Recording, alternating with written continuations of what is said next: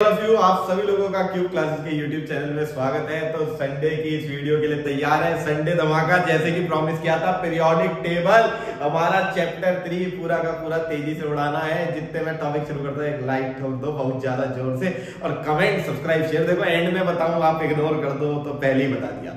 अब आप सब लोगों को यहाँ पे आज की वीडियो में पीरियोडिक टेबल की डिटेल्स में शुरू कराता हूँ बिना टाइम वेस्ट करते हुए।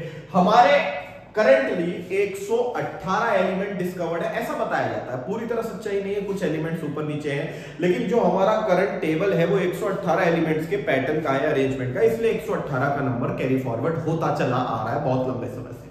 लेकिन ये 118 एलिमेंट जो डिस्कवर हो गए, अगर इसी नंबर को फॉलो किया जाए तो इन्हें पढ़ पाना बड़ा मुश्किल काम है। आप हर एक एलिमेंट की preparation, physical property, chemical property, पता नहीं क्या क्या थ्योरीज पढ़ोगे, इतनी डिटेल्स कौन पढ़े, और सर कैसे कहां तक पढ़ेंगे 118 एलिमेंट, इनके कंपाउंड्स, बुद्धि खराब हो जाएगी। तो क्या पढ़ाई को बनाने का आसान करने का कोई तरीका है? यही चीज साइंटिस्ट ने सोची, और साइंटिस्ट ने सोच के एक टेबल बनाया। उन्होंने कहा एक काम करो, एलिमेंट्स को एक टेबल में अरेंज करो इस तरीके से कि ऊपर वाले एलिमेंट की पढ़ाई हो और नीचे वाले की प्रॉपर्टीज मैच कर जाए। तो एक को पढ़ेंगे सब पढ़े जाएंगे, ऐसा कोई तरीका इजाद करो। तो साइंटिस्ट ने कहा एलिमेंट्स को क्लासिफाई करो। भाई पहला क्लासिफिकेशन टेबुलर फॉर्म में नहीं था, लेकिन पहला क्लासिफिकेशन सर एंटोइन लेवॉइजम ने दिया था, जो एलिमेंट्स को दो कैटेगरी में बांटता था, मेटल्स एंड नॉन मेटल्स। लेकिन धीरे धीरे हमें रियलाइज हुआ कि इस क्लासिफिकेशन से हमारा गुजारा नहीं हो रहा है, तो टेबल की शुरुआत हुई। और पहला पीरियोडिक टेबल जो पिक्चर में आया वो था लॉ ऑफ ट्रायड्स। मैं यहाँ पे आपको कॉन्सेप्ट समझाऊंगा, ज्यादातर थ्योरेटिकल फैक्ट्स और डेफिनेशंस प्रॉपर लैंग्वेज में नोट्स में है। जिसको भी नोट्स चाहिए वो मुझे टेलीग्राम पे मैसेज कर सकता है @cubeclasses। पहले भी मैंने वीडियोस में कहा है, आपको नोट्स की पीडीएफ मिल जाएगी। तो पहला पीरियोडिक टेबल पिक्चर में लॉ ऑफ ट्रायड आया, जिसे डॉवर्नियर अंकल ने दिया था। और जो हमारे डॉवर्नियर अंकल थे, इनका एक बहुत सिंपल सा रूल था। इनने कहा एलिमेंट के 3 एलिमेंट्स का एक ग्रुप बनाओ, ट्रायड, ट्रिपलेट, 3 की जोड़ी। तो अब यहाँ पे 3 की जोड़ी में लिथियम, सोडियम, पोटेशियम को एज एन एग्जांपल हमने लिया। उन्होंने कहा लिथियम और पोटेशियम का एटॉमिक मास का अगर मीन निकालोगे तो सोडियम का एटॉमिक मास मिलेगा। अब जब लिथियम और सोडियम का जो एटॉमिक मास है उसका, सॉरी, लिथियम और पोटेशियम का जो एटॉमिक मास है उसका मीन निकाल के बीच वाले का एटॉमिक मास आ रहा है, और ये एटॉमिक मास के इंक्रीजिंग ऑर्डर में लगे हैं, सबसे कम लिथियम का, उससे ज्यादा सोडियम का, उससे ज्यादा पोटेशियम का। तो हमने 3 एलिमेंट्स का ग्रुप बनाया, एटॉमिक मास के इंक्रीजिंग ऑर्डर को फॉलो करा, और फर्स्ट और लास्ट का मीन बीच वाले एलिमेंट के एटॉमिक मास के इक्वल होता था। तो ये 3 एलिमेंट्स की सारी प्रॉपर्टीज, लगभग ज्यादातर प्रॉपर्टीज मैच होंगी। ये यहां पे कॉन्सेप्ट पिक हुआ। तो इस पीरियोडिक टेबल का मानना था कि 3 एलिमेंट्स जो एक ग्रुप में रखे गए हैं वो सेम प्रॉपर्टीज शो करेंगे काफी हद तक। लेकिन शर्त यही है कि फर्स्ट और लास्ट के एटॉमिक मास का मीन बीच वाले के एटॉमिक मास के बराबर हो। तो लॉ ऑफ ट्रायड्स यहां पे इसी वजह से नाम पड़ा, जिसमें इस पीरियोडिक टेबल में, जब पीरियोडिक टेबल ये बना था, 9 एलिमेंट्स पिक्चर में थे। इन्होंने 9 एलिमेंट से कितने ग्रुप बनाए? 3 ग्रुप बनाए। धीरे धीरे एलिमेंट डिस्कवर होने लगे और इनके पीरियोडिक टेबल में फेलियर आना शुरू हुआ। मतलब ये हमेशा सच नहीं साबित हुआ। इस आदमी को इसका घमंड लेके डूबा है। इसका मानना था जितने एलिमेंट मैंने देख लिया दुनिया में उतने एलिमेंट, उसके बाद किसी एलिमेंट का आविष्कार नहीं हो सकता। तो ऐसी तेजी में गई दुनिया। इनने कहा मैंने एलिमेंट्स देख लिए, फाइनल हो गया, यही टेबल फॉलो करो, दिक्कत नहीं आने की। एलिमेंट डिस्कवर हुआ, दिक्कत आ गई, बेचारा फेल हो गया। तो इसलिए घमंड नहीं करना चाहिए, अहंकार से बच के रहिएगा। तो फिलहाल मुद्दे पे लौट के आते हैं। इसका पीरियोडिक टेबल फेल हुआ, तो अगला आया लॉ ऑफ ऑक्टेव्स। ये दिया था न्यूलैंड अंकल ने। अब जो न्यूलैंड अंकल थे उनका मानना था कि एलिमेंट्स जो है ना, उन्हें एटॉमिक मास के इंक्रीजिंग ऑर्डर में लगाओ। पहला एलिमेंट लगाया, दूसरा लगाया, तीसरा लगाया, चौथा लगाया, पांचवा लगाया, छठा लगाया, सातवां लगाया, और 8वें एलिमेंट की प्रॉपर्टी पहले से मैच हुई, 9वें की दूसरे से मैच हुई, 10वें की तीसरे से मैच हुई। तो 7 एलिमेंट्स के बाद रिपीटिशन शुरू हो जाता था। 7 एलिमेंट्स के बाद रिपीटिशन शुरू हो जाता था। यही चीज ऑक्टेव के नाम है। जैसे 7 सुर होते हैं, सा रे गा मा पा धा नी सा। 7 सुर के बाद 8वां सुर सा आ रहा है, तो पहला और 8वां सेम है, इसी चीज को ऑक्टेव्स बोला गया। तो 7 सुर की तरह प्रॉपर्टीज भी रिपीट हो रही हैं। 8वीं प्रॉपर्टी पहली प्रॉपर्टी के मैच करेगी एटॉमिक मास के इंक्रीजिंग ऑर्डर को फॉलो करते हुए। तो ये लॉ ऑफ ऑक्टेव नाम रखा। अब आदमी संगीत प्रिय आदमी था, बहुत ज्यादा प्यारा आदमी था, लेकिन घमंड इसमें भी था। ये आदमी भी सेम गलती कर बैठा। उस टाइम पे 22 एलिमेंट्स पिक्चर में थे जब ये पीरियोडिक टेबल बनना शुरू हुआ था। इसने कहा और कोई फ्यूचर में एलिमेंट डिस्कवर नहीं होने का। फिर फ्यूचर ने अपनी हिस्ट्री को रिपीट करा, पुरानी कंडीशन को, इसके घमंड की तरह इसके घमंड को भी तोड़ा, नया एलिमेंट पिक्चर में आया, ये फेल। अब आया तीसरा periodic table, Mendeleev law, Mendeleev periodic law. तो जो मेंडलीव पीरियोडिक टेबल था ना, ये बहुत खास था। अच्छा, मेंडलीव पीरियोडिक टेबल से पहले ग्राफ की भी एक रिप्रेजेंटेशन आई थी, लॉथर-मेयर कर्व, लेकिन ग्राफ को पढ़ना बड़ा मुश्किल था तो हमने उसे भी फेल कर दिया था। मेंडलीव पीरियोडिक टेबल कोई खास चीज थी, इसमें था मजा असली एकदम तबाही। मेंडलीव अंकल ने पता है क्या करा, इन्होंने एलिमेंट्स में ग्रुप बनाए, 1 2 3 4 5 6 7 8 ऐसे ग्रुप बनाए और पीरियड बनाए 1 2 3 4 5 6। बेसिकली इसने ऊपर से नीचे आने के लिए भी पैटर्न सेट करा और लेफ्ट से राइट वाली डायरेक्शन में भी पैटर्न सेट करा टेबल में। इसने कहा जिस एलिमेंट के पास सिर्फ एक ऑर्बिट है उसे पहली लाइन में रखना, जिसके पास 2 ऑर्बिट्स है उसे दूसरी लाइन में रखना, जिसके पास 3 ऑर्बिट है उसे तीसरी लाइन में रखना। यानी उसने लेफ्ट टू राइट का जो पैटर्न बनाया वो नंबर ऑफ शेल्स के बेसिस पे बनाया। तो जो एलिमेंट 5वें पीरियड में रखा है, ये लेफ्ट टू राइट वाले पैटर्न को पीरियड लेबल किया गया। जो एलिमेंट 5वें पीरियड में रखा है उसके पास टोटल 5 ऑर्बिट्स शुरू हो चुकी होंगी। ये यहां पे पैटर्न था। तो देखिए बहुत अच्छी कनेक्टिविटी, अप्रोच बहुत बढ़िया। अब भाई साहब ने ग्रुप में क्या कहा, इसने कहा रिएक्ट करने का पैटर्न सेम लो। जैसे फर्स्ट ग्रुप में जितने भी एलिमेंट्स हैं वो ऑक्सीजन के साथ E2O और हाइड्रोजन के साथ EH की रेशो में जुड़ते थे। माने यहां पे इनके कंपाउंड बनाने का तरीका सेम था। तो जो भी एलिमेंट ऑक्सीजन से और हाइड्रोजन से इस रेशो में जुड़े तो उन्हें पहले ग्रुप में रख देंगे। अब कुछ ने कुछ एक्स्ट्रा कंपाउंड बनाया, मतलब इससे डिफरेंट रेशो वाले भी कंपाउंड बना के दिखाए। तो हमने इनमें भी सब कॉलम बना दिए A और B हर ग्रुप के अंदर। तो ऐसे हमने 1A 1B 2A 2B column बनाए। लेकिन हाँ, कुछ कॉमन कैटेगरीज थी कि ये कंपाउंड तो ये बनाएंगे ही बनाएंगे। उस कॉमन कैटेगरी, उस कॉमन पैटर्न के बेसिस पे हमने ग्रुप्स का निर्माण करा। तो जो ग्रुप है उसमें एलिमेंट्स के रिएक्ट करने का तरीका सेम है और जो पीरियड है उसमें एलिमेंट्स के शेल नंबर सेम है। ऐसे पीरियोडिक टेबल में कनेक्टिविटी, प्रॉपर अरेंजमेंट का एक सही मिक्सचर, वो कहते हैं ना स्वाद अनुसार नमक, बिल्कुल काफी हद तक वैसी अप्रोच पे मेंडलीव किया और इसने दुनिया का काया पलट कर दिया। एक ऐसा टेबल बनाया जिससे एलिमेंट्स को पढ़ पाना वाकई में आसान हो गया। लेकिन इसके टाइम तक नोबल गैस डिस्कवर नहीं हुए थे, वो बाद में डिस्कवर हुए, तो हमने जीरो ग्रुप के नाम से बाद में लगा दिया था। अब फिलहाल यहां पे इसने घमंड भी साइड में कर दिया बाकी 2 लोगों की तरह। इसने ये नहीं कहा कि एलिमेंट डिस्कवर नहीं हो सकते, इसने कहा हो सकते हैं, उसके लिए मैं जगह भी छोड़ूंगा। जैसे हमें पता चला कि थर्ड वाले ग्रुप में एक एलिमेंट है जिसके पास 3 ऑर्बिट्स हैं, वो है यहां पे एल्यूमिनियम। और एल्यूमिनियम के नीचे एक एलिमेंट आज की डेट में गैलियम डिस्कवर्ड है, लेकिन उस समय ये डिस्कवर नहीं हुआ था। उस समय हमारे पास कोई ऐसा एलिमेंट नहीं था जो एल्यूमिनियम की तरह रिएक्ट करता हो और 4 ऑर्बिट वाला हो। 5वीं ऑर्बिट में एलिमेंट डिस्कवर था इंडियम। तो अब यहां पे बीच में एक ऐसा एलिमेंट मिसिंग था जिसके रिएक्ट करने का तरीका एल्यूमिनियम और इंडियम की तरह होगा और उसके पास 4 ऑर्बिट होंगे। ऐसा कोई एलिमेंट उस टाइम तक पिक्चर में नहीं आया था, जिसकी वजह से ये जगह खाली छोड़ दी गई और इसके लिए नाम भी सोचा गया कि एल्यूमिनियम के नीचे जो एलिमेंट रखा है उसे हम एका एल्यूमिनियम बुलाएंगे और आज की डेट में उसे हम गैलियम के नाम से जानते हैं। ऐसी सिलिकॉन के नीचे जगह खाली छोड़ी गई एका सिलिकॉन, जिसे जर्मेनियम के नाम से जाना जाता है। तो इन्हें फ्यूचर में डिस्कवर होने वाले एलिमेंट्स के लिए जगह भी छोड़ी और साथ ही उनके नाम का पैटर्न भी सोचा। तो देखिए आदमी की अप्रोच कितनी क्लियर थी। और दूसरा, इसने यहां पे अपने पीरियोडिक टेबल में एटॉमिक मास का इंक्रीजिंग ऑर्डर लिया था। मतलब बाकी दोनों की तरह इसने पैटर्न में एटॉमिक मास को कंसीडर करा। ये सब मास को क्यों कंसीडर कर रहे थे? क्योंकि मैटर जो एटम का सबसे इंपॉर्टेंट कॉन्सेप्ट है वो मैटर है। मैटर की सबसे छोटी चीज एटम मानी जाती है। Matter is composed of atoms. Atomic theory में भी आप लोगों को बताया। तो मैटर की सबसे इंपॉर्टेंट प्रॉपर्टी मास है, यानी एटम से जुड़ी हुई पढ़ाई में मास का एक बहुत बड़ा रोल होगा। किसी भी मैटर से जुड़ी हुई पढ़ाई में मास का बहुत बड़ा रोल होगा। हम हमेशा पहली अप्रोच मास की टर्म्स में रखते थे। और इसके पीरियोडिक टेबल की इकलौती कमी यही थी कि इसने जो है ना एटॉमिक मास की अप्रोच ली। क्यों? कुछ एलिमेंट्स आइसोटोप्स के नाम से जाने जाते हैं, कुछ एलिमेंट्स आइसोबार्स के नाम से जाने जाते हैं। अब आइसोटोप्स क्या है? Same atomic number, same element but different mass. अगर एलिमेंट सेम है तो रिएक्ट करने का तरीका सेम होगा, लेकिन मास का इंक्रीजिंग ऑर्डर कहता है उन्हें अलग अलग ग्रुप में रखो। ये तो हो ही नहीं सकता।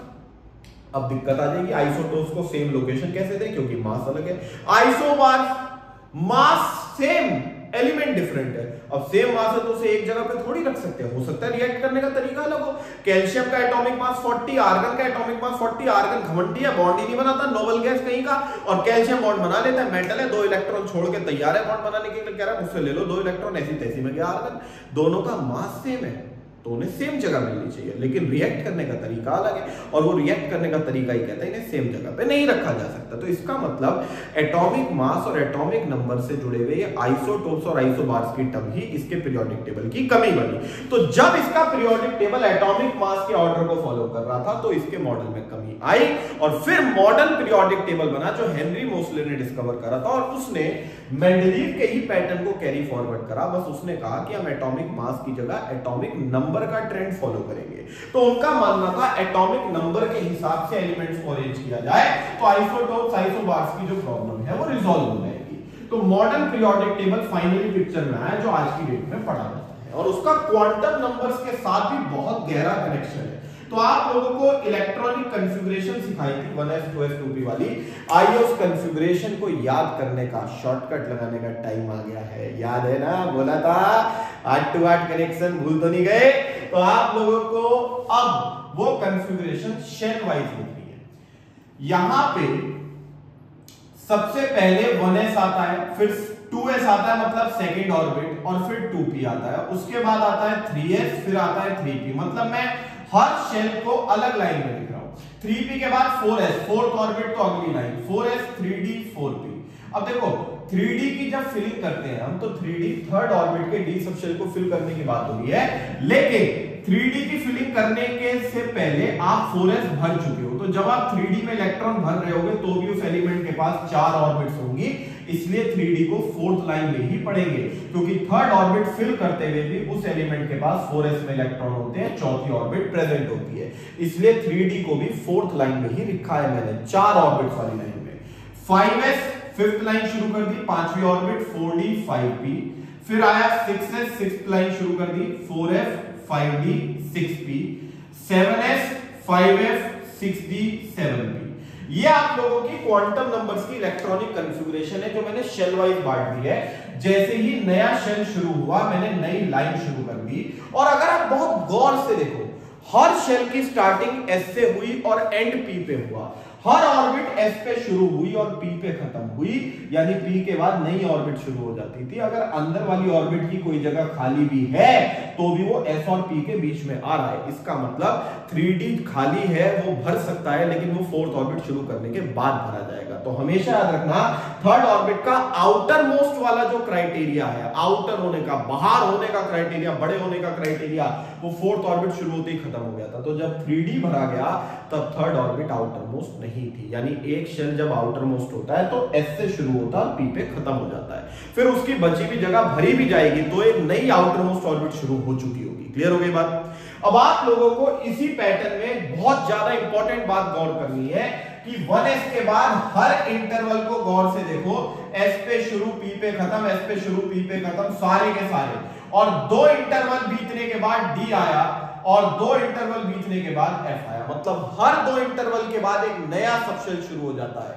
तो 2 इंटरवल बीते d, 2 इंटरवल बीते f। ये मैं 1s को एक्सक्लूड करके चल रहा हूं, ध्यान रखना इस बात को। अगली इंपॉर्टेंट बात, d जब भी भरा जा रहा है आउटर मोस्ट से एक शेल अंदर का भरा जा रहा है। आपकी फोर्थ ऑर्बिट आउटर मोस्ट है, आप 3d भरोगे, फिफ्थ ऑर्बिट आउटर मोस्ट है 4d भरोगे। तो इसका मतलब d जब भी भरते हैं आउटर मोस्ट से एक शेल अंदर आके भरते हैं। सिक्स्थ ऑर्बिट आउटर मोस्ट है 5d भरेंगे, सेवंथ ऑर्बिट आउटर मोस्ट है 6d भरेंगे। तो d हमेशा एक शेल अंदर भरा जाएगा, और f 2 शेल अंदर, 6 से 2 शेल अंदर 4f। तो ध्यान रखना d के लिए एक शेल अंदर, f के लिए दो शेल अंदर, गॉट इट? मजे आए? तो अब आप सब लोगों को ये सारी चीज जो मैंने बताई है यही आपको हेल्प करेगी क्वांटम नंबर्स की कॉन्फ़िगरेशन याद करने में।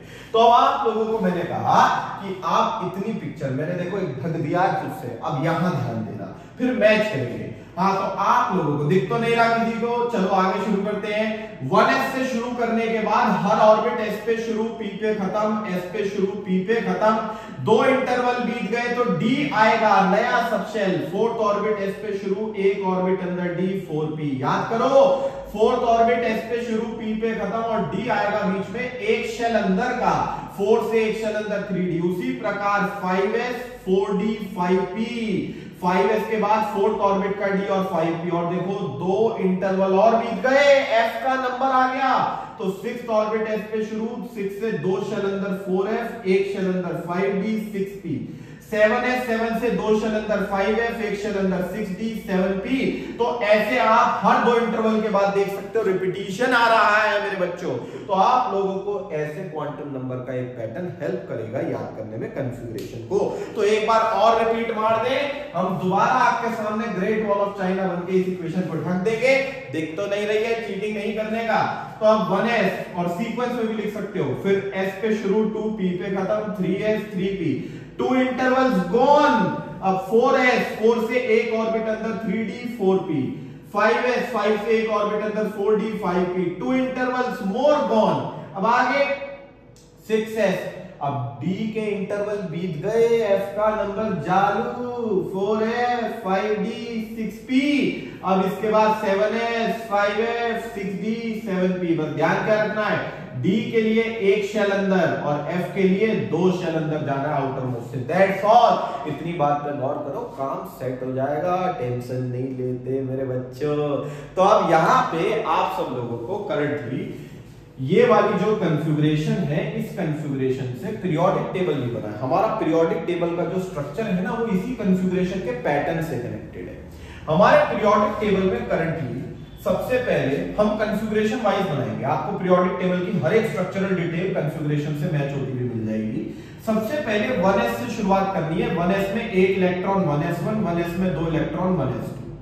अब फर्स्ट लाइन खत्म, फर्स्ट पीरियड खत्म। मेंडलीव से ही मॉडर्न पीरियोडिक टेबल इंस्पायर्ड है। यानी मेंडलीव में जैसे पीरियड और ग्रुप थे, मॉडर्न में भी पीरियड और ग्रुप होंगे। Got it? तो फर्स्ट पीरियड 2 एलिमेंट्स का, एक की कॉन्फ़िगरेशन 1s1, दूसरे की कॉन्फ़िगरेशन 1s2। सेकंड पीरियड की स्टार्टिंग हुई 2s से, तो 2s1 और फिर 2s2 और फिर कुछ दूरी पे 2p आ रहा है, तो 2p1, फिर 2p2, 2p3, 2p4, 2p5 and 2p6 आ गया। अब इसके बाद सेकंड लाइन संपूर्ण हो गई, जिसमें hydrogen, helium, lithium, beryllium, boron, carbon, nitrogen, oxygen, fluorine, neon. याद करो, नियॉन पे एल शेल पूरा भर जाता था। तो सेकंड शेल में 1, 2, अब s में 2 होने के बाद p में तीसरा इलेक्ट्रॉन। भाई देखो, सेकंड ऑर्बिट में s के बाद p शुरू होता है, तो s के 2 के बाद p में तीसरा, चौथा, पांचवा, छठा, सातवां, आठवां। तो एल शेल में नोबल गैस नियॉन पूरी हो गई। थर्ड लाइन की शुरुआत हो रही है। तो पीरियोडिक टेबल में जो एलिमेंट्स रखे हैं वो सारे के सारे एलिमेंट्स हमारी कॉन्फ़िगरेशन से इंस्पायर्ड। आप चाहो तो एनसीईआरटी में चैप्टर 3 में पीरियोडिक टेबल सामने खोल के रख लो, बस उसमें आपको ये दोनों एलिमेंट्स की जगह शिफ्टेड मिलेगी, वो एंड में समझा दूंगा, टेंशन नहीं लेने का। Trust, connection, got it? आगे चलो। तो अब थर्ड लाइन की बारी है। थर्ड लाइन में आपने 3s से शुरुआत करनी है, तो आपको सेकंड पीरियड में बीच में गैप भी देखने को मिलेगा, वो भी पल्ले पड़ेगा। सब धीरे धीरे सारे राज खुलेंगे, सारे राज से पर्दा उठेगा। तो 3s से शुरुआत हुई थर्ड पीरियड की, 3s1, 3s2, फिर 3p, 3p1, 3p2 और ऐसे ही चलते चलते 3p6 तक आ गए। तो आपको यहां पे एलिमेंट दे रखा है सबसे पहले कौन सा? हाँ जी, सोडियम। यहां पे magnesium, aluminium, silicon, phosphorus, sulphur, chlorine, argon periodic table के एलिमेंट्स। और आप चाहो तो कॉन्फ़िगरेशन लिख लो, मैंने यहां पे बोला है आर्गन है, नहीं तो कोई बात नहीं। Sodium, magnesium, aluminium, silicon, silicon बोला मैंने यहां पे। सिलिकॉन का एटॉमिक नंबर 14 होता है। कॉन्फ़िगरेशन लिख के देख लो। 1s2 14 इलेक्ट्रॉन्स करने हैं, 2s2 2p6 इलेक्ट्रॉन गिन लो, 2 और 2 4 और 6 10, 3s2 10 और 2 12, 3p2 और ये 12 और 2 14 इलेक्ट्रॉन्स पूरे हो गए। तो इसका मतलब मैं यहाँ पे जो कन्फिगरेशन लिख रहा हूं वो उस एलिमेंट की लास्ट कन्फिगरेशन है, कहां पे एंड हो रहा है, मतलब उससे पहले का तो पूरा भरा हुआ होगा।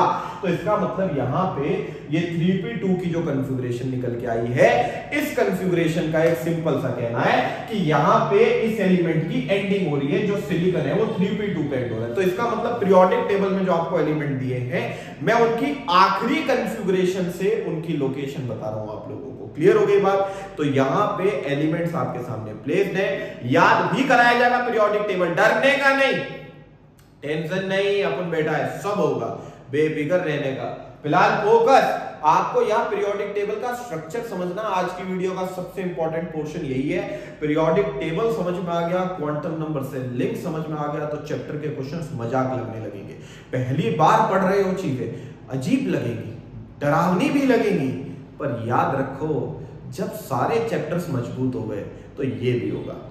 गोते लाइक लाइक लाइक आगे चलते हैं।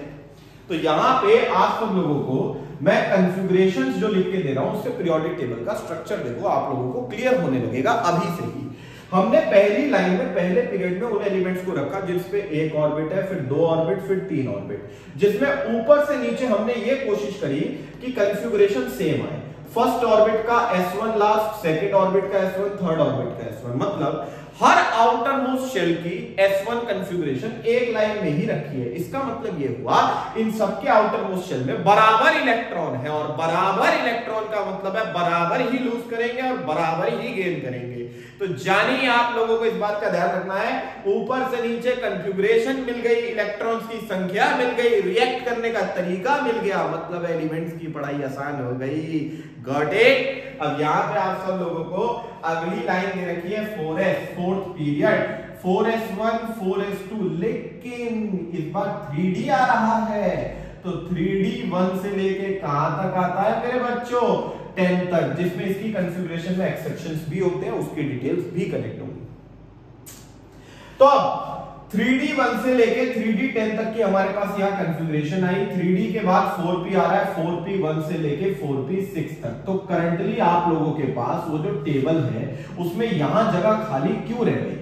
क्योंकि हम ये कोशिश कर रहे थे P1 वाले P2 वाले सारे सेम लाइन में आए, और 4p1 से अगर ऊपर वालों की लाइन मैच करनी है तो उससे पहले जो 3d की फिलिंग होनी है, जो ऊपर कहीं नहीं हो सकती थी, क्योंकि d पहली बार आएगा ही फोर्थ ऑर्बिट के केस में, तो वो जगह खाली छोड़नी पड़ी, क्योंकि 3d की मैचिंग ऊपर किसी से नहीं पॉसिबल, इसलिए पीरियोडिक टेबल में थोड़ी सी दूरी है। अब इसके बाद फिफ्थ पीरियड की शुरुआत हुई, 5s1 5s2, फिर आया 4d 1 से लेके 10 तक। इसके बाद मेरे बच्चों यहां 5p1 से लेके 5p6 तक आ गया। अब इसके आगे आप गौर करो, 6th पीरियड 6s1 6s2, देखो पैटर्न कन्फिगरेशन सेम आ रही है, ऊपर से नीचे ऊपर से नीचे, और 6s के बाद 4f था, फिर 5d। हमने यहां पे तो 5d 1 से लेके 10 तक रखा, लेकिन एक गौर करने वाली बात ये थी कि जो 4f है उसे कहां रखें, क्योंकि ऊपर कहीं 4f है नहीं। तो पीरियोडिक टेबल और खींच दो, 4f में अपने आप में प्रॉपर्टी मैच नहीं हो रही ज्यादा, f की पढ़ाई सबसे डिफिकल्ट पाई गई। अगेन सारी चीजें एंड तक आते आते पूरी तरह कनेक्ट हो जाएंगी। तो 4f को हमने यहां बनाने की बजाय नीचे बना दिया। हमने कहा एक काम करो, 4f को अलग निकाल के रख दो, यहां से 4f को अलग निकाल के रख दिया, लेकिन माना वो अब भी 6 पीरियड में गया, बस यहां ना रख के उसे अलग से लिख दिया उसकी लाइन को, तो वो 6 पीरियड का ही हिस्सा है। तो जब पीरियोडिक टेबल में आप लोगों को नीचे पूरे टेबल से अलग नीचे 2 लाइनें दी गई हैं, तो उसका मतलब ये 6 7 के बाद 8 9 गिन लो, नहीं, 6 पीरियड में ही 4f है, वो 6 पीरियड के बीच में से निकाल के अलग रख दिया। उसे हमने वर्टिकली कोई ग्रुप अलॉट नहीं करा, क्योंकि ये तो ग्रुप 1 है, वर्टिकली ग्रुप्स होते हैं, ये 2 है, यहां ग्रुप 10 आएंगे 3 से लेके 12 तक, और इसे हम लाइन में ही बना देते हैं। और यहां पे 13 से लेके 18 तक। तो पीरियोडिक टेबल में टोटल 18 ग्रुप होते हैं। 18 एलिमेंट्स ऊपर के पढ़ लो, नीचे वालों की पढ़ाई अपने आप करेक्ट हो जाएगी। तो पीरियोडिक टेबल में left to right same shell होने से पीरियड चल रहे हैं, जिसमें अब तक 6 पीरियड आ चुके हैं। 18 ग्रुप आ गए। F का कोई ग्रुप नहीं है, वो 2 ग्रुप के बीच में से अलग निकाल दिया गया, क्योंकि F की जो प्रॉपर्टीज थी वो किसी से मैच नहीं हुई। अब इसके बाद 7th पीरियड, यानी पीरियोडिक टेबल में 7 पीरियड है, 7s1 7s2 और फिर 5f यहां से अलग निकाल दिया गया मेरे बच्चों। 7th पीरियड में 5f1 से लेके 5f14 तक। इसके बाद 6d1 से लेके 6d10 तक की फिलिंग हुई और 7p1 से लेके 7p6 तक की फिलिंग हुई। तो ये पीरियोडिक टेबल की टोटल अरेंजमेंट्स है जो आपको दिख रही होंगी, जिसमें 2 लाइनें तो शुरू में हैं। वो 2 लाइनें रिप्रेजेंट करती हैं उन एलिमेंट्स को जिनका आखिरी इलेक्ट्रॉन s में आके रुका, चाहे s1 में रुके चाहे s2 में रुके। फिर उसके बाद एक छोटा सा ग्रुप आ जाता है यहां बीच में, जिसमें टोटल वो सारे एलिमेंट्स हैं जिनका आखिरी इलेक्ट्रॉन किस में आके रुक रहा है, d में। इसके बाद वो सारे एलिमेंट्स जिनका आखिरी इलेक्ट्रॉन किस में आके रुक रहा है, p में। और नीचे वो एलिमेंट्स जिनका आखिरी इलेक्ट्रॉन किस में आके रुक रहा है, f में। तो मेरे बच्चों ये सारे के सारे जो आप लोगों को ब्लॉक्स, ग्रुप्स, पैटर्न्स, पूरा अरेंजमेंट दिया गया है, सबका सब क्वांटम नंबर की सीक्वेंस की कॉपी है। पीरियोडिक टेबल और क्वांटम नंबर एक चीज है, समझे? क्वांटम नंबर कितना जरूरी हिस्सा है। आप लोगों को बार बार मैंने कहा क्वांटम नंबर बहुत जरूरी है।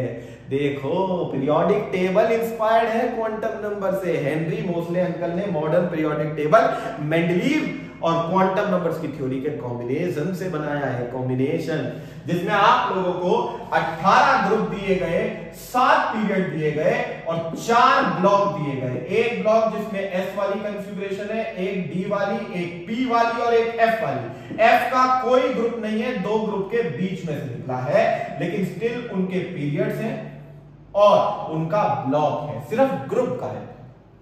तो पीरियोडिक टेबल 4 ब्लॉक्स में बटा है, S, P, D, F। चारों ब्लॉक्स की डिटेल्स पढ़ लोगे तो आपको काफी हद तक पीरियोडिक टेबल के कॉन्सेप्ट क्लियर हो जाएंगे। तो अब हमें पीरियोडिक टेबल की फर्दर डिटेल्स में इन ब्लॉक्स को पढ़ना शुरू करना है, जिसमें सबसे पहले पिक्चर में S ब्लॉक आया। अब हम S ब्लॉक के रिस्पेक्ट में अपनी डिटेल्स को करेंगे, धीरे धीरे सारे ब्लॉक्स आप लोगों को समझा दूंगा। आज की क्लास तो मजेदार हो जाएगी, कितना ही जब नहीं, टेंशन नहीं लेने के, मजा आएगा। S block elements, S block elements में ग्रुप 1 और ग्रुप 2 आए। सारे कैरेक्टरिस्टिक्स जो मैं आपको बताऊंगा, जितनी भी बातें बताऊंगा, सबकी सब थ्योरेटिकल पॉइंट्स नोट्स में मिल जाएंगे। बस पीडीएफ के लिए मुझे मैसेज कर देना। सारी पॉइंट्स जो मैं ओरली डिक्टेट करूंगा, सारे के सारे थ्योरेटिकली मेंशन है, क्योंकि हमारा लिखने का टाइम जितना बचेगा उतना ही बेनिफिट होगा, हम कम टाइम में ज्यादा कॉन्सेप्ट कवर अप कर पाएंगे। तो फिलहाल S ब्लॉक में ग्रुप 1 एंड ग्रुप 2 आते हैं, जिसमें S ब्लॉक की डेफिनेशन कोई आपसे पूछे तो क्या होती है। S ब्लॉक में वो एलिमेंट्स आते हैं जिसका आखिरी इलेक्ट्रॉन S सबशेल में आके रुक रहा है। तो S block elements can be defined as the elements in which last electron enter in S subshell। आखिरी इलेक्ट्रॉन S में रुक गया तो S ब्लॉक। 2 ग्रुप का बना है मेरे बच्चों, 1 और 2। तो आपको 2 पॉइंट्स तो मिल गए ना S ब्लॉक के कैरेक्टरिस्टिक्स में, डेफिनेशन एंड ग्रुप नंबर। दूसरा, इसमें सारे मेटल्स हैं, एक भी नॉन मेटल नहीं है, हर चीज मेटल है, मजबूत एकदम, ठोस पर सॉफ्ट है। इनके आउटरमोस्ट शेल में 1 इलेक्ट्रॉन है, इनके आउटरमोस्ट शेल में 2 इलेक्ट्रॉन है। तो लूज करेंगे ना इलेक्ट्रॉन, 1 भी लूज करेंगे, 2 भी लूज करेंगे। तो इसका मतलब इनके चार्जेस, ऑक्सीडेशन नंबर +1 एंड +2 आएंगे। तो अब हमें S ब्लॉक की क्या क्या कैरेक्टरिस्टिक्स मिल गए। पहली तो definition, last electron, these are the elements in which last electron enter in S section. दूसरा, group 1 and group 2 together comprise S block elements. तो ग्रुप 1 और ग्रुप 2 से S ब्लॉक बना है। तीसरा, all the elements present in S block are metals. चौथा, अच्छा metals लगभग सॉलिड होते हैं, एक मरकरी ही लिक्विड है, वो D ब्लॉक में रखा है। तो फिर all the elements in S block are in solid state या एग्जिबिट ऑफ सॉलिड स्टेट। अगला पॉइंट देखो कैसे कैसे कैरेक्टरिस्टिक्स निकल के आ रहा है, आ रहा नहीं मजा, एकदम जोरदार जबरदस्त। तो अब यहाँ पे एस ब्लॉक के आगे के कैरेक्टरिस्टिक्स में आप लोगों को मैंने यहाँ पे बताया oxidation number, S block element show +1 and +2 oxidation state, एक इलेक्ट्रॉन लूज करके +1, 2 लूज करके +2। अब इसमें एक मोस्ट इंपॉर्टेंट कैरेक्टरिस्टिक होता है कि इनकी जनरल इलेक्ट्रॉनिक कॉन्फ़िगरेशन क्या है, वो जरूर मांगी जाएगी मेरे बच्चों। हाइड्रोजन, लिथियम, सोडियम, यहां हीलियम आना चाहिए था कॉन्फ़िगरेशन के हिसाब से 1s2 में, पर हीलियम की खूबियां नोबल गैस से ज्यादा मैच हुई, तो हीलियम सेकंड ग्रुप 1s2 से हटा के लास्ट 18 ग्रुप में रखा है।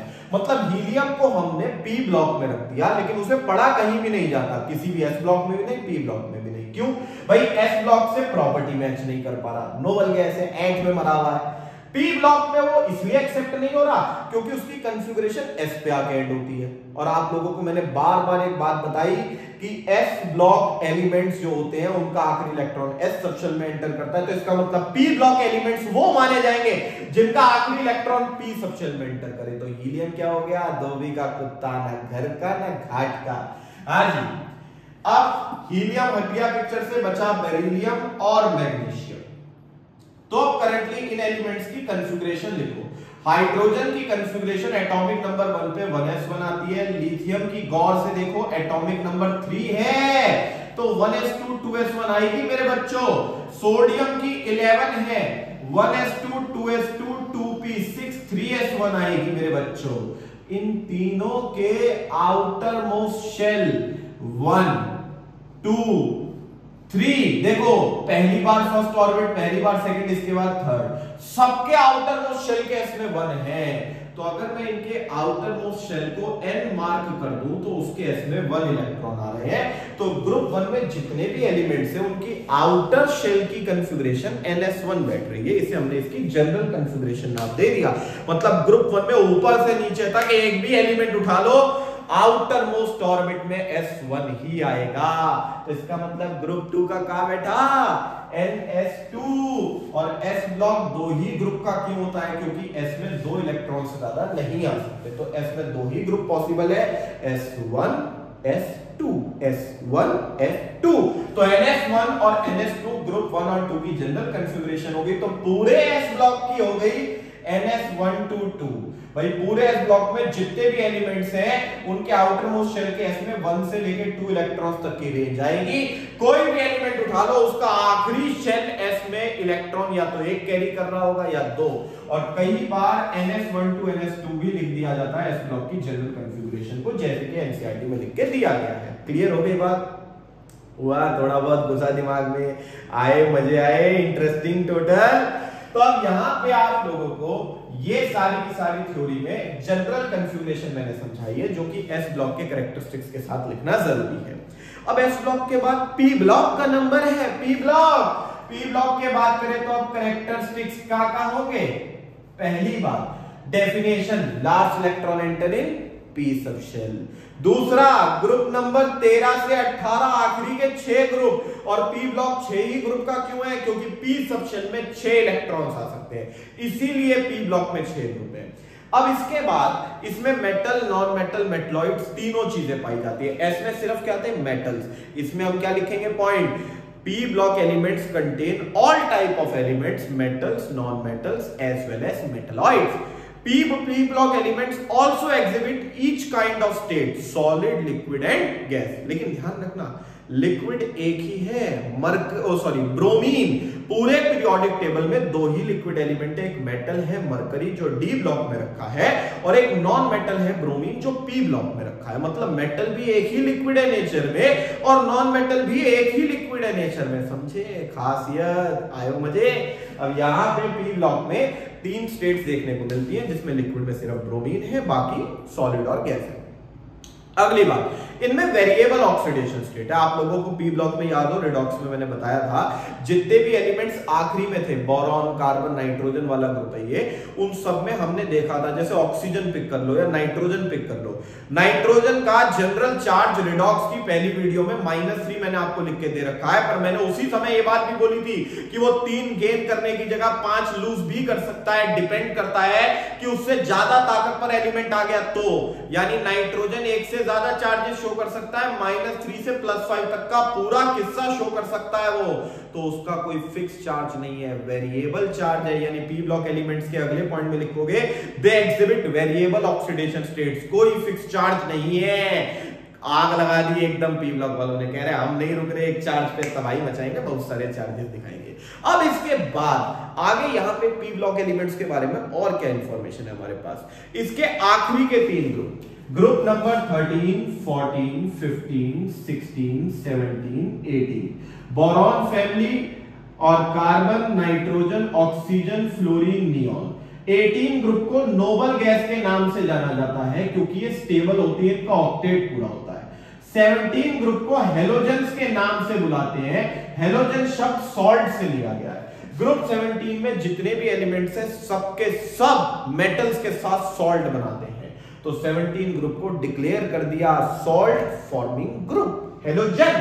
16 ग्रुप को नाम दिया चैल्कोजन, बड़ा ही अजीब नाम है पर कोई बात नहीं, चैल्कोजन और फॉर्मिंग ग्रुप, मिनरल्स या ओर्स जितने भी अर्थ में दबे हुए सबके सब मेटल्स में ऑक्सीजन फैमिली के एलिमेंट ही जुड़े हुए पाए गए, तो ore forming group chalcogen group 16, salt forming group halogen group 17, stable octet complete वाला ग्रुप नोबल गैस ग्रुप 18।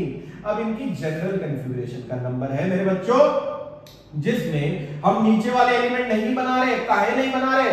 ऊपर वालों को पढ़ो, नीचे की पढ़ाई हो जाएगी। ऊपर वालों का अरेंजमेंट नीचे वालों से सिमिलर है, यही तो टेबल का मेन रोल है, तो आप सारे क्यों पढ़ेंगे, ऊपर को पढ़ेंगे, यानी दिखा ऊपर से नीचे टोटल सेम। तो बोरॉन की कॉन्फ़िगरेशन निकल के आई 1s2 एटॉमिक नंबर 5 होता है, 2s2 और 2p1 5 इलेक्ट्रॉन भर दिए, जिसका आउटर मोस्ट शेल सेकंड है। देखो अभी p के बाद नई ऑर्बिट शुरू नहीं हुई, s से नई ऑर्बिट शुरू होती है, तो इस समय जो नई ऑर्बिट शुरू हुई थी वो सेकंड थी, जिसके s में 2 इलेक्ट्रॉन है और p में 1। तो बोरॉन के आउटर मोस्ट शेल के s में 2 है और p में 1, तो उस कायदे से कार्बन में 1 इलेक्ट्रॉन और बढ़ जाएगा, तो s में 2 और p में भी 2। यहां पे एक और बढ़ जाएगा, s में 2 p में 3, यहां पे s में 2 p में 4, इधर s में 2 p में 5 और यहां पे s में 2 और p में 6। मतलब जनरल कॉन्फ़िगरेशन में पूरा आउटर मोस्ट शेल लिखा जाता है, खाली p नहीं लिखना, समझे? गए मार्क्स अगर खाली p लिख दिया, s लिखना जरूरी है, आउटर मोस्ट ऑर्बिट पूरी लिख देना, ध्यान रखना मेरे बच्चों। तो आउटर मोस्ट शेल के s में 2 इलेक्ट्रॉन है और p में 1 से लेके 6 तक है, तो आप या तो इसे जनरल कॉन्फ़िगरेशन लिख सकते हो या फिर ns2np1 से लेकर ns2np6 तक की कॉन्फ़िगरेशन जनरल कॉन्फ़िगरेशन बन जाएगी। तो अब जनरल कॉन्फ़िगरेशन पल्ले पड़ने लगी, आउटर मोस्ट शेल को यूज करते हैं, जिसमें n के ऊपर कई बार ये क्वेश्चन पूछा गया, n यहां क्या दर्शाता है सर? Outer most shell. और क्या हो सकता है? क्वांटम नंबर में ऑर्बिट को प्रिंसिपल क्वांटम नंबर कहते थे, और सबसे बाहर वाली ऑर्बिट का प्रिंसिपल क्वांटम नंबर सबसे बड़ा होगा, तो इसे लार्जेस्ट प्रिंसिपल क्वांटम नंबर भी कहते हैं। और इसके अलावा outer most shell periodic table में पीरियड भी है, क्योंकि 2 ऑर्बिट वाले को सेकंड पीरियड में रखते हैं, तो 3 ऑर्बिट्स वाले जिसका outer most shell third shell है, नेचुरल सी बात, तो थर्ड पीरियड में रखा होगा, यानी n outer most shell highest principal quantum number and period number एक ही बात है। अब क्वेश्चन आया एमसीक्यू में, क्या n in outer sorry n in general electronic configuration represents option A outer most shell, ठीक है sir. Highest principal quantum number, बिल्कुल ठीक है सर। Period in the periodic table, अरे हाँ ये भी तो है, मतलब डी का होगा, ऑल दी अबव होगा, गॉट इट। अब आप लोगों को यहाँ पे एस और पी ब्लॉक के कैरेक्टरिस्टिक्स और जनरल कॉन्फ़िगरेशन करा दी, 2 ब्लॉक और बचे हैं मेरे बच्चों, डी और एफ ब्लॉक। आइए अब यहाँ पे पूरे चैप्टर में टोटल थ्योरी है, टोटल थ्योरी।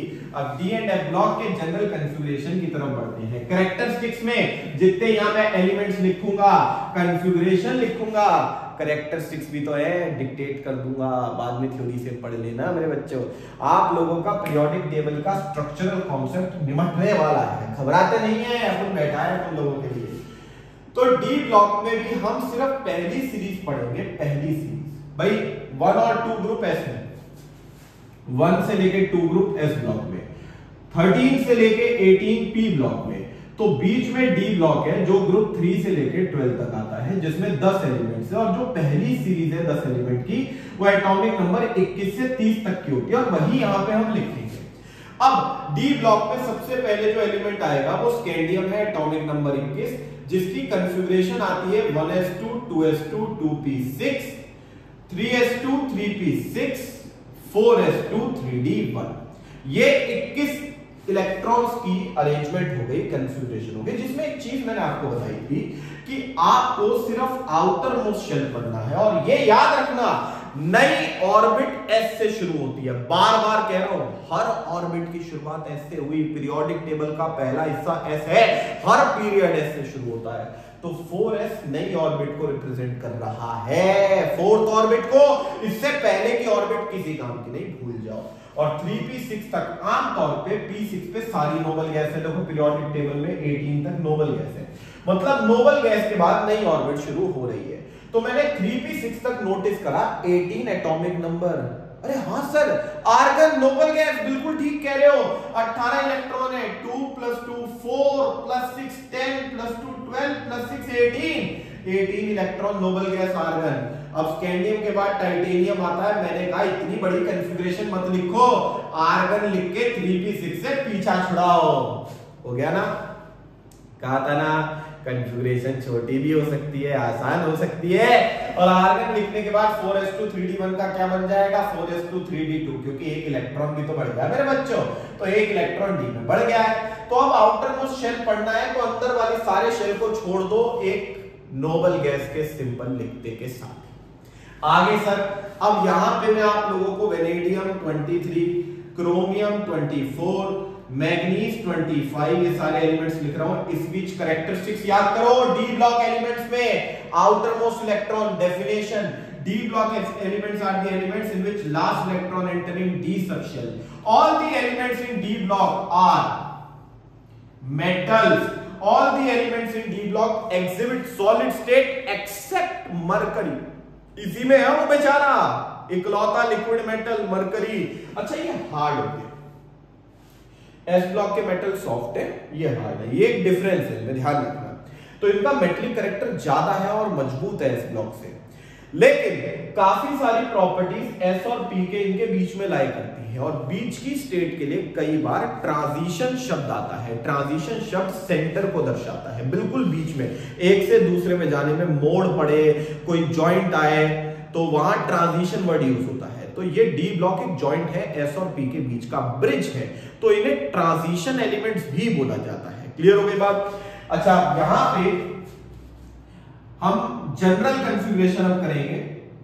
ऑलमोस्ट मैंने 30 तक एलिमेंट्स लिख दिए हैं, कॉपर 29 एंड जिंक 30, जिसमें कुछ एक्सेप्शंस भी हैं बच्चों। वेनेडियम है आर्गन 4s2 3d3, और आपको ये चीज बताई थी मैंने लास्ट स्ट्रक्चर ऑफ एटम की वीडियो में, 24 एक्सेप्शन था, 4s1 3d5। अपने आप को स्टेबल करने के लिए ऐसे इलेक्ट्रॉन छीन लेता था, बदतमीज कहीं का। आर्गन 4s2 3d5, ये है बेचारा शरीर स्टेबल भी बैठा है और बदतमीजी भी नहीं कर रहा। आर्गन 4s2 3d6, ये बदतमीजी कर नहीं सकता, ये डी के इलेक्ट्रॉन को कहां ले लेगा। Cobalt argon 4s2 3d7। इसके बाद फिर यहां पे आया आर्गन 4s2 3d8। अब कॉपर की बारी आई, ये भी बदतमीज गैंगस्टर कहीं का छीन लिया इलेक्ट्रॉन, 4s2 3d9 से बन गया 4s1 3d10 स्टेबल होने के लिए। अपने आप से मतलब है बदतमीज को, बस दूसरे की कोई परवाह नहीं है, दूसरे को अधूरा छोड़ दिया बेचारा। 4s2 3d10 मतलब ही दुनिया। अब यहां पे पूरी कॉन्फ़िगरेशन में पहली रो से जनरल कॉन्फ़िगरेशन बनानी है, और जनरल कॉन्फ़िगरेशन में आउटर मोस्ट शेल पूरा इस्तेमाल में आएगा मेरे बच्चों, पूरा का पूरा। तो आउटर मोस्ट शेल फोर्थ, उसके बाद का पूरा पैटर्न लेना है। आउटर मोस्ट शेल को अगर आप n मान लो तो उसके s में जगह जगह 2 इलेक्ट्रॉन है, कहीं कहीं 1 इलेक्ट्रॉन है, तो 1 2 2 1 2 2। Got it? आयो लाइक मार देना यार, बीच में बता रहा हूं, एंड में नहीं, जरूर करना है, इंपॉर्टेंट चीज है। चलिए आगे मुद्दे पे आते हैं। अब आउटर मोस्ट शेल के एस में कहीं 1 थे और कहीं 2 थे। आउटर मोस्ट शेल से एक शेल अंदर, अगर आउटर मोस्ट शेल 4 है तो एक शेल अंदर 3, 4 - 1, यानी आउटर मोस्ट शेल n है तो एक शेल अंदर n-1 जिसमें d भरा 1 से शुरू करके 10 तक आया। हाँ सर, ये आगे डी ब्लॉक की जनरल कॉन्फ़िगरेशन देखो, है नहीं मजेदार? आपने इसे फैक्ट की फॉर्म में याद कर लिया होगा अगर स्कूल में चैप्टर कराया होगा। मैं आपको प्रॉपर रीजन लिख के दे रहा हूं, टेंशन नहीं लेने का, सब दिमाग में घुसेगा, भरोसा रखने का, सब्र रखने का और सब्सक्राइबर बढ़वाओ, समझे? आगे चलते हैं। अब यहां पे आप सब लोगों को ये जो पूरी कॉन्फ़िगरेशन से मैंने जनरल कॉन्फ़िगरेशन बना के दी है, इसमें बहुत सारे बच्चों को एक डाउट आया होगा, सर ये 4s1 3d5 में d4 तो गायब हो गया, तो जब आप d1 से 10 लिख रहे हो तो इसमें 4 तो है ही नहीं। इस कॉन्फ़िगरेशन का मतलब ये नहीं है कि इस कॉन्फ़िगरेशन के हर स्टेज, हर इलेक्ट्रॉन से एक एलिमेंट कनेक्ट होगा। इस कॉन्फ़िगरेशन का मतलब है कि जो भी आप डी ब्लॉक में एलिमेंट पढ़ोगे वो इसी रेंज में आएगा, चाहे इस रेंज का हर नंबर कवर हो चाहे ना हो, लेकिन ये एलिमेंट इस रेंज से बाहर नहीं जानेंगे। ये है इस जनरल कॉन्फ़िगरेशन का एक्चुअल मीनिंग। तो डी ब्लॉक एलिमेंट्स के कैरेक्टरिस्टिक्स बताए, डेफिनेशन, ऑक्सीडेशन स्टेट इनकी भी वेरिएबल है क्योंकि इनके 4s और 3d दोनों के ही इलेक्ट्रॉन लूज हो सकते हैं, तो ये अलग अलग चार्जेस शो करते हैं। जैसे बेचारा आयरन +2 +3 दोनों कंपाउंड्स बनाता है। मैग्नीज इतना तवीजा +7 तक चला जाता है, सारे इलेक्ट्रॉन छोड़ देता है। आदमी पागल है, बुद्धि खराब है, दानवीर कण एकदम, कह रहा सारे इलेक्ट्रॉन बांट दो दुनिया में, अपन को कोई मतलब नहीं, अपन खुश है अपनी जिंदगी से। अच्छा, तो अब यहां पे इन सारे एलिमेंट्स का ऑक्सीडेशन नंबर वेरिएबल है, काफी हद तक सेम एटॉमिक साइज है इनका, जिसकी वजह से इनकी मिक्सिंग बहुत आसान है। और मेटल्स के मिक्सचर को क्या बोलते हैं मेरे बच्चों? सोचो, क्या? अलॉय। मेटल का मिक्सचर अलॉय। आयरन के अलॉय स्टील होते हैं, कॉपर जिंक इनके अलॉय बनते हैं, कॉपर जिंक का ब्रास होता है, कॉपर टिन का ब्रॉन्ज होता है, अलॉय बनाते हैं ये, समझे? देखा? अब यहां पे आप सब लोगों को ध्यान रखना है, इनकी प्रॉपर्टीज में अलॉय फॉर्मेशन की बात है, कलरफुल कंपाउंड्स भी बनाते हैं, मेटेलिक कैरेक्टर अच्छा है तो मैग्नेटिक खूबी भी अच्छी है, इनमें मैग्नेटिक कैरेक्टर हाई होता है। ये कॉम्प्लेक्स बनाते हैं। कॉम्प्लेक्सेस कौन से कंपाउंड होते हैं? आपने शक्ल देखी होगी ऐसी कुछ। डी ब्लॉक एलिमेंट में डी सबशेल एक बड़ा सबशेल है, 5 ऑर्बिटल वाला, तो ये काफी सारी यूनिट से बॉन्ड बना सकता है और दूसरे के इलेक्ट्रॉन्स को अपने घर में जगह दे सकता है। जैसे डी सबशेल बड़ा सबशेल है, बहुत सारी खाली जगह हो सकती है एलिमेंट के पास। तो यहाँ पे वाटर अपने आप में पूरा था, लेकिन आप लोग अगर वाटर को याद करो तो ऑक्सीजन के पास, बेचारे के पास 6 इलेक्ट्रॉन होते हैं, 2 इनने बॉन्ड में खर्च कर दिए, बाकी इलेक्ट्रॉन फ्री बच गए। तो इनने क्या करा, ऑक्सीजन के 2 इलेक्ट्रॉन को अपने पूरे खाली घर में एब्जॉर्ब कर दिया, इलेक्ट्रॉन्स के साथ वाटर चिपक के आ गया। मैं क्यों छोड़ूं अपना इलेक्ट्रॉन? मैं तो नहीं छोड़ रहा, तुझे चाहिए तू रख, लेकिन मैं साथ बैठूंगा, उन इलेक्ट्रॉन्स की निगरानी रखूंगा, मेरे हैं, तो वाटर चिपक के बैठ गया। तो ऐसे डॉट वाले कंपाउंड्स को, जिसमें इलेक्ट्रॉन एब्सॉर्ब करके कंपाउंड को ही अपने सर चढ़ा लिया जाता है, इन्हें कॉम्प्लेक्सेस कहते हैं। और ये डी ब्लॉक एलिमेंट्स बहुत अच्छे से करते हैं, बहुत ही अच्छे से, जोरदार, जबरदस्त।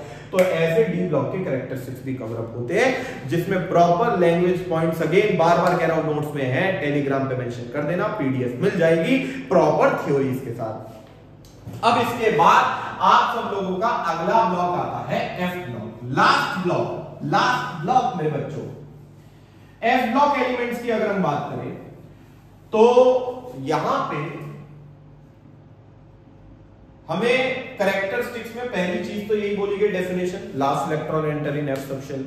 डी की तरह ये भी वेरिएबल ऑक्सीडेशन स्टेट शो करता है, क्योंकि एफ सबशेल के इलेक्ट्रॉन भी बहुत सारे तरीके से लूज हो सकते हैं, जैसे डी के लूज होते हैं। इसकी खूबियां काफी हद तक डी की तरह है, क्योंकि एस और पी के बीच में डी है और वहीं बीच में से एफ अलग निकला था, तो कहीं ना कहीं एफ की खूबियां डी से मैच होती है। अलॉय फॉर्मेशन, कॉम्प्लेक्स बनाना, कलरफुल कंपाउंड बनाना, metallic character, solid state, variable oxidation state, सब टोटल प्रॉपर्टी डी की चुरा के बैठा है। एक खूबी फालतू है, इसमें रेडियो एक्टिव एलिमेंट बहुत है, साले फट जाते हैं, मतलब इतने बेचैन है, अपना न्यूक्लियस तक डिस्ट्रॉय कर देते हैं। इन्हीं से बॉम्ब बने हैं, atomic bomb, hydrogen bomb, nuclear bomb, ये पूरी तबाही जंग चल रही है, ये इन्हीं की देन है एफ ब्लॉक एलिमेंट की। जिस दिन ये पिक्चर में आ गए थे तबाही मच गई थी, बट कोई बात नहीं, देखो बस क्या ही कह रहे हैं, ये घुमा के दिवाली आ रही है, अभी बात नहीं करते, बाद में करेंगे। एफ ब्लॉक एलिमेंट्स में आप लोगों को अब सबसे पहले कॉन्फ़िगरेशन, जिसकी एफ की सीरीज पढ़ेंगे, 2 थी, यहां बनाई थी 4f और 5f। तो वो दोनों सीरीज में सिर्फ 4f को पढ़ लेंगे, जिसमें एटॉमिक नंबर 57 से f ब्लॉक कायदे से शुरू होना चाहिए। 1s2 2s2 2p6 3s2 3p6 4s2 3d10 4p6 5s2 4d10 5p6 6s2 4f1। यहां जाके साला f ब्लॉक खत्म हुआ। अरे यहां 4f आ रहा है, यहां कॉन्फ़िगरेशन शुरू हो रही है। इतनी बड़ी लाइन कौन लिखेगा जी सर, हमें नहीं लिखनी। अभी बताया था, क्या बताया था? Noble gas. हाँ, 6th ऑर्बिट से एस से नई शेल की शुरुआत हुई।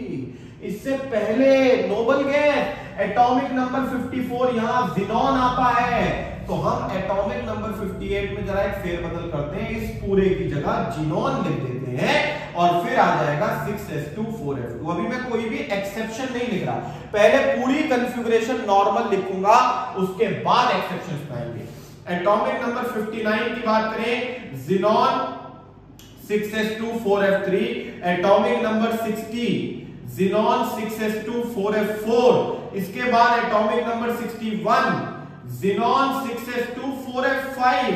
ये कहां तक जाएगा सर? 14 तक जाएगा। बैठे रहो थोड़ी देर स्क्रीन पे, टिक के उठ के मत जाना, बिल्कुल भी नहीं। पूरी वीडियो खत्म करनी है बेटा, ऑलमोस्ट हो गया, घबराते नहीं है मेरे बच्चों। अपन बैठा है, बोर नहीं होने देगा, बस थोड़ा सा लिखने दो। 4f7 तक तो आ गए, आधा रास्ता पार हो गया, 64 आ गया। ज़ीनॉन 6s2 4f8 आगे, atomic number 65 xenon 6s2 4f9। अब तो मैं भी थकने लगा, तौबा तौबा।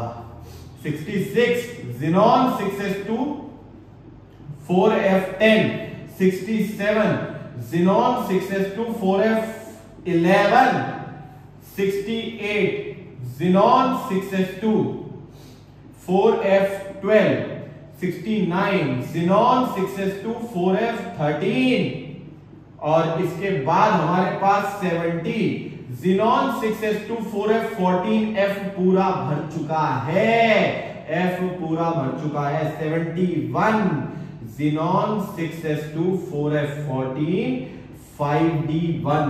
f भरने के बाद d की शुरुआत होगी और ठीक इतनी उम्र मेरी जिंदगी में बची है। हाँ ठीक है, आगे चलते हैं। अब यहां पे आप सब लोगों को ये जो मैंने कॉन्फ़िगरेशन लिख के दिया, इसमें मैंने एक डी ब्लॉक एलिमेंट भी लिख दिया।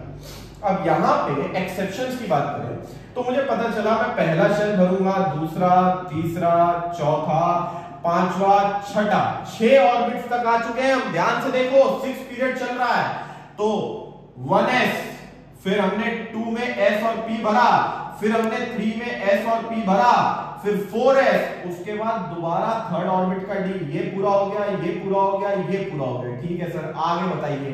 आगे यहां पे आप लोगों को अब 4p दे रखा है, 4p, इसके बाद 5s, फिर देखो 4d, उसके बाद मेरे बच्चों 5p।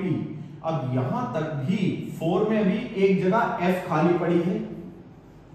अब हम 6 के s को भर रहे हैं। जब हम 6 के s को भर चुके हैं तो अब मैं 4f भरूंगा, फिर मैं 4f पूरा भरने के बाद 5d भरूंगा। तो इसका मतलब मैं 6s भरने के बाद सीधा 2 ऑर्बिट अंदर आ रहा हूं। और ये जो अंदर इलेक्ट्रॉन बैठे हैं ना, सब के सब नेगेटिव, माइनस चार्ज, टोटल बदतमीज। नेगेटिविटी बहुत है दुनिया में, बट कोई बात नहीं, कितनों का ठेका उठाएंगे। तो अब यहां पे 6s से 4f में जा रहे हैं। अब हम भी इलेक्ट्रॉन भेज रहे हैं, हम नेगेटिविटी के तालाब में और बूंद गिर रहे हैं। वो पूरी नेगेटिविटी करी, बस बहुत हो गया, इतने ज्यादा नहीं चाहिए हम। टोटल रिपल्शन कह रहे तुम गहराई तक फेंक रहे हो, तुम कम से कम ऊपर लोग तो नहीं 4f तक भेज रहे हो, हमें तो नहीं बर्दाश्त। तो हमने यहाँ पे एक काम करा, हम इलेक्ट्रॉन को 4f तक भेज रहे थे, पर वो गया नहीं बदतमीज, वो रुक गया 5d बनने। बीच में एक जगह खाली होगी, कायदे से 4f बनने के बाद 5d आना चाहिए, पर वो 5d तक नहीं जा पाया, सॉरी 4f तक नहीं जा पाया। 2 ऑर्बिट जंप करना आसान नहीं था, बीच के सारे इलेक्ट्रॉन्स जो है ना बहुत रिपेल कर रहे थे। तो हमने कहा एक काम करो, 5d में रोक दो, 5d से 4f में भेज देंगे, थोड़ा सा नेगेटिव और कर दो इसे। अरे जिंदगी ऐसी है, बर्बाद है, कुछ भी नहीं बन रखा तेरी जिंदगी में, ये और वो। हमने उसे उकसाया और बस फिर क्या था, हमारे लिए रास्ता खुल गया। 5d में इलेक्ट्रॉन चला गया था 5d में, तो अब 6 से 4f में नहीं आ पाए। हमने 5d में इलेक्ट्रॉन भेजा, फिर 5d में जाने के बाद 4f में जाना आसान हो गया, तो अगला इलेक्ट्रॉन 4f में पहुंच गया। मतलब 5d1 भरा नहीं, इस्तेमाल करा 4f तक जाने के लिए। 5d भरना नहीं है, फिलिंग 4f की ही होनी है पहले। 5d को जरिया बनाया गया 4f तक पहुंचने के लिए, और एक बार 4f में पहुंच गए इसकी जरूरत खत्म हो गई। हम तो बिल्कुल बदतमीज है, काम निकाला मतलब निकाला, काम से आप लोग नहीं हो ना, आप सब्सक्राइब करना। देखो आप मेरे प्यारे बच्चे, तो अब यहाँ पे 4f से इलेक्ट्रॉन और बड़ा 4f2 और d का इलेक्ट्रॉन वापसी छीन लिया क्योंकि जरूरत खत्म हो गई, तो 4f3, फिर 4 5 6 7 सीरीज चलती चली गई। लेकिन f में 14 पे पूरा भरा हुआ है, 7 पे आधा भरा हुआ है। आमतौर पे हाफ फिल्ड और फुली फिल्ड स्टेबल होते हैं, तो इससे पहले वाला एक्सेप्शन होना चाहिए था, लेकिन नहीं हुआ। सेम परेशानी, 2 ऑर्बिट जंप करना आसान नहीं है। मतलब d में हाफ फील्ड से पहले वाला एक्सेप्शन होता है, f में नहीं होता। f बाद में कर रहा है पंगे, टोटल बाद में। इनने कहा एक काम करो, एक बार स्टेबिलिटी आ गई तो मेंटेन करो थोड़ी देर, और अगले इलेक्ट्रॉन को d में रोक दो थोड़ी देर के लिए। जब पहले इस्तेमाल कर सकते हैं लोग अपने मतलब के लिए, तो हम अब क्यों नहीं कर सकते? यानी इस बार f में हाफ फील्ड के बाद वाला एक्सेप्शन होता है। अच्छा, फिर नॉर्मल फिलिंग आ गई दोबारा से, और एक्सेप्शन नहीं आए। तो 57 लेंथनम, 58 सीरियम, 71 ल्यूटिडियम, ये 2-3 एलिमेंट्स हैं जो आपको याद रखने हैं, जिसमें यहां पे इसमें एक्सेप्शन आया, 4f की जगह ये 5d1 बन गया। इसमें एक्सेप्शन आया, 5d को हमने इस्तेमाल करा 4f तक जाने के लिए। 64 में एक्सेप्शन आया, हमें 4f की हाफ फिल्ड स्टेबिलिटी मेंटेन रखनी थी, तो 5d में भेजा, और फिर तो नॉर्मल ही चल रहा था। लेकिन अब प्रॉब्लम पता क्या है? पीरियोडिक टेबल में s ब्लॉक और d ब्लॉक के बीच में से f को निकालना था, ग्रुप 2 और 3 के बीच में से। और कायदा कहता है 6 पीरियड में सबसे पहले यहां पे देखो 54 के बाद 6s की शुरुआत हुई, 55 एटॉमिक नंबर, 56 एटॉमिक नंबर, फिर यहां 57 यहां से निकला अलग। पर प्रॉब्लम ये आ गई कि 57 का एंड 5d1 पे हो रहा है, और d1 पे एंड होने का मतलब है ये d ब्लॉक में होना चाहिए। पर हमने नोटिस करा d1 पे एंड 58 का भी हुआ, 64 का भी आखिरी इलेक्ट्रॉन d1 में, और 71 का भी d1 में। कायदा कहता था f पूरा भर के d1 पे फिर फिलिंग करना, लेकिन अब d1 पे आखिरी इलेक्ट्रॉन एंटर होने की दावेदारी 4 एलिमेंट्स ने दिखा दी। अब क्या करें? अब हमने क्या करा? अब हमने वही कॉन्सेप्ट लगाया, राजा का बेटा राजा। हम पागल है, हमें डेमोक्रेसी से क्या मतलब, हम ऐठ में मरेंगे, ऐसी तैसी में गई दुनिया। हमने कहा कि ऊपर देखो, यहां पे जो एलिमेंट था सबसे पहले उसकी कॉन्फ़िगरेशन थी 4s2 3d1, मतलब 3d1 से पहले 4s2, फिर आया 5s2 4d1। तो एक काम करो, यहां पे उसे रखो जो 6s2 5d1 शो कर रहा है, और 6s2 5d1 इसने शो करा, क्योंकि बाकी सबके 5d और 6s के बीच में 4f आ रहा है। मतलब मैंने यहां पे एटॉमिक नंबर 57 को रख दिया, और यहां 72 को, इधर बीच में से f ब्लॉक निकला। यानी f ब्लॉक की एक कड़वी सच्चाई ये है कि वो ग्रुप 2 और 3 के बीच में से नहीं, 3 और 4 के बीच में से निकाला गया है। हमने इसको तो d ब्लॉक में जगह दी थी, लेंथनम को, और लेंथनम के बाद की पूरी रो f ब्लॉक में चली गई। इवन ल्यूटिडियम भी, जो कि कायदे से हकदार था 5d1 में होने का, क्योंकि f भरने के बाद 5d आना था। यहां 71 होना चाहिए था, लेकिन 71 को मजबूरी में f में रखा गया, क्योंकि ऊपर की जगह तो ऑक्यूपाइड है।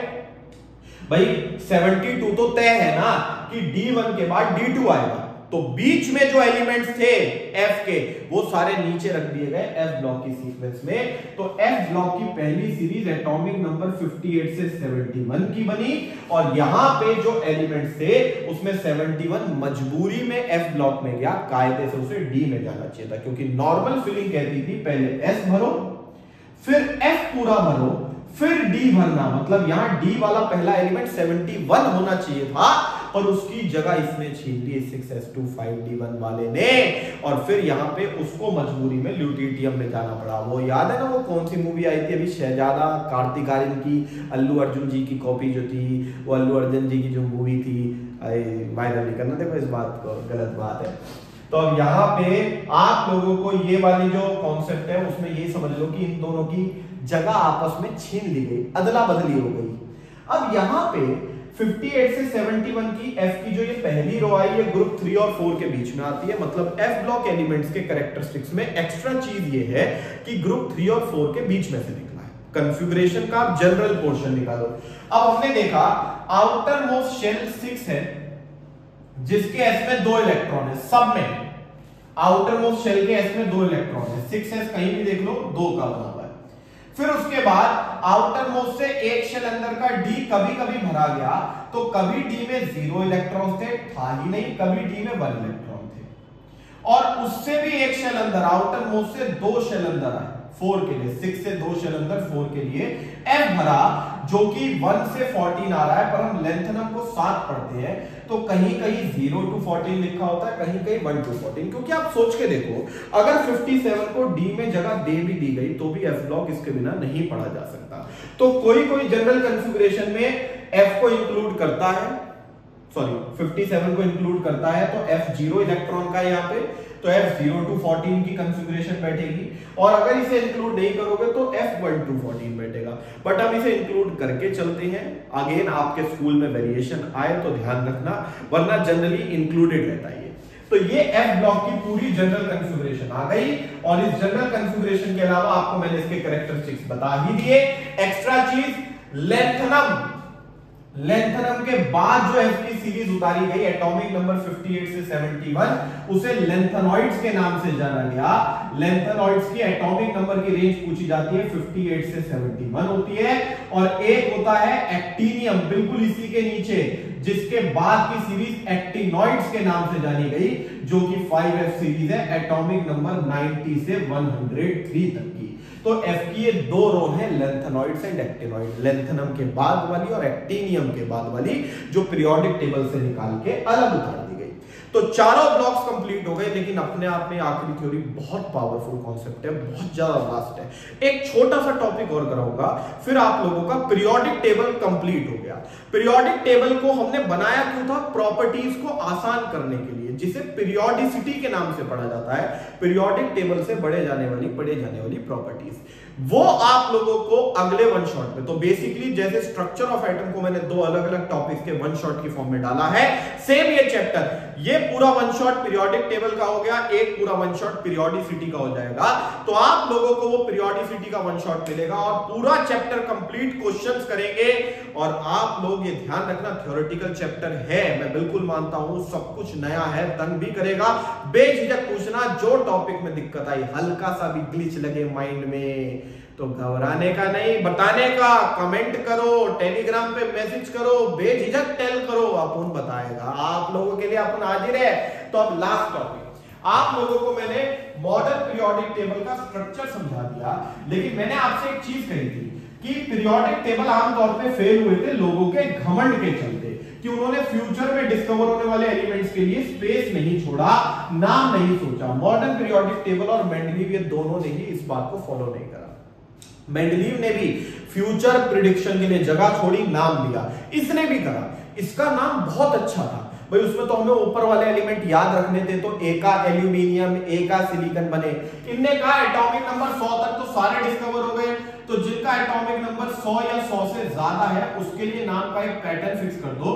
0 के लिए नील शब्द का उपयोग करना, 1 के लिए अन, 2 के लिए बाय, 3 के लिए ट्राई, 4 के लिए क्वाड, 5 पे आ जाएगा पेंट, 6 पे आ जाएगा हेक्स, 7 पे आ जाएगा सेप्ट, 8 पे आ जाएगा ऑक्ट और 9 पे आएगा एन, E-double-N। अब मैं आपसे कहता हूं 101 का नाम लिखो, तो 1 के लिए अन, पहला अल्फाबेट कैपिटल, बस पहला। अब 0 के लिए क्या है बच्चा? नील, तो बबुआ नील लिख दो, लेकिन इसका स्मॉल ही रहेगा, सिर्फ पहला शब्द कैपिटल अल्फाबेट। अब इसके बाद दोबारा 1 है, तो 1 के लिए अन, नील अन, और लास्ट में ईएम लगा दो, IUM, अनिल अनियम, सिंबल अन का U, नील का N, अन का U, और पहला अल्फाबेट कैपिटल, बाकी के स्मॉल। 102 में 1 पे अन, 0 पे नील और 2 पे मेरे बच्चों बाय, अभी बाय नहीं हुई है, नहीं वीडियो पूरी देखो, बाय, और ईएम लगाना है, जिसमें आई पहले से है तो खाली यूएम लगाओ, यहां अन पे एंड हो गया था तो IUM पूरा लगाया। सिंबल UNB हो गई नेमिंग पैटर्न क्लियर। अब आप ऐसे 120 तक की प्रैक्टिस कर लेना और सेफ साइड के लिए मुझे फोटो खींच के 101 से 120 तक की टेलीग्राम पे भेजना। मैं खुद चेक करूंगा, कोई गलती होगी तो बताऊंगा। बिल्कुल आप सब लोग चैनल पे बने रहिए।